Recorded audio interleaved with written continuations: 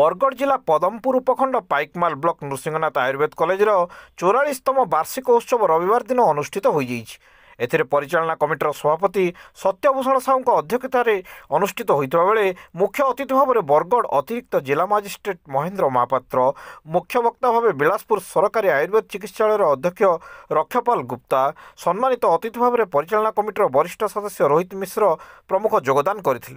कॉलेजर अध्यक्ष डॉक्टर जगबंधु मिश्र अतिथि परिचय सह स्वागत संभाषण देते।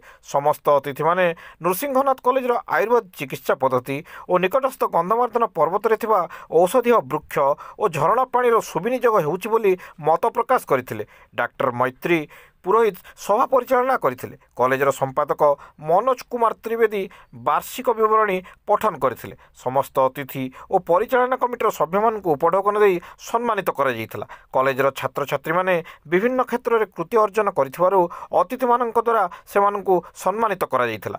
अतिथि मानक द्वारा स्मरणिका अमृता उन्मोचन करा जायतिबा बेले डॉक्टर अभिराम ठाकुर शेष में धन्यवाद देथिले। परिशेष में छात्र छात्री मानक द्वारा सांस्कृतिक कार्यक्रम अनुष्ठित होइथिला। पाइकमालरू नीरज कुमार पाणींक रिपोर्ट। दर्शक बंधु लाइक शेयर कमेंट करुन और लोकल न्यूज़ चैनल के सब्सक्राइब करुन।